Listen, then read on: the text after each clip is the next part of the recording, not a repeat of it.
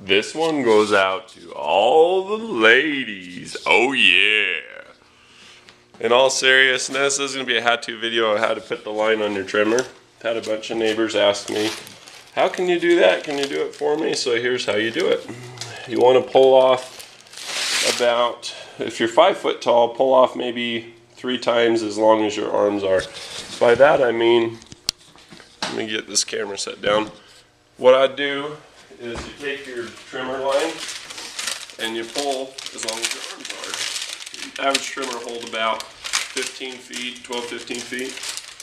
I'm 6'3", so I pull just a couple of them, and that gets me about a little over 12 feet. So you go like that, you know, about 3 times, cut the line off. And then the next thing that you want to do is you'll want to load the trimmer. You look in here, you see a little bit of purple. You take both ends, these ends, at the same time, you stick them through there and just pull them all the way through at the same pace. And then look on the back of your spool. On mine it has a little arrow that says which way to wind it. Sometimes they do them on this side. That's the way that this one was. It says wind and then it shows an arrow, but this is the same surface that you're whacking on the ground all the time to get the line to come out. That arrow's not going to be there very long, so I took a paint pen and then I drew it like that. You can use white out, you can use like scrapbooking pens, whatever kind of pens you got, or just scratch it with a nail. And then wrap it around the direction until you're just about out. And then when you're at this point, it's got these little grooves in here. Those are there to hold you, to hold your line. Yeah, just let them give you a big hug. Let them hold you. So anyway, what you do is you just clip them into there, and what that does is it holds them down, and then when you stick it on, there'll be holes in the side, and as you go down, as you get closer to bottoming out, what'll happen is it'll just have them pop off and they'll just be supported in the line. So anyway, let me show you what I mean.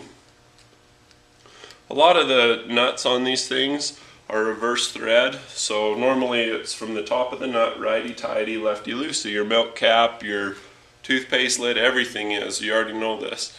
But some of these will be reverse threaded, so just be aware of that. If it won't come off counterclockwise, lefty-loosey, try clockwise, and sometimes it'll help. It depends on the rotation of the motor on the trimmer. Okay, so I talked about it, now we're going to do it. We've got these little holes where the line comes out. I've got my spool, and it's all supported and held just like that. So you take that and you put one side in, and then you pull the other side out. You do the hokey pokey and you thread it out. Slide it down on there. And just kind of watch, make sure, look down in the corners and make sure that your line went in the holes where it's supposed to.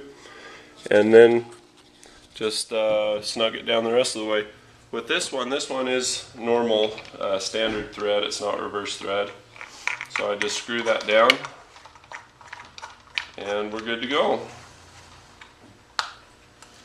And test it, push down and see if it'll pull out, and it does. So then just take a pair of scissors or whatever and just trim off the excess. Another thing while you're here is if you've got a bunch of plant material, there's a blade in there that cuts this to length and it's covered in grass, so it can't work effectively, so I'll clean that off. You can pretty much use whatever tool is at your disposal. I use a little screwdriver, but just want to clean that blade off. It doesn't hurt to sharpen that up too. You can just use a file or whatever you got. If you have like a grinding bench or something like that, you can sharpen it. And that'll give you a lot better results, less frustration as you go. If you like this video, be sure be sure not to stutter. Subscribe, you can rate it, thumbs up or 5 stars or whatever Google wants to do next, and comment if you have any questions.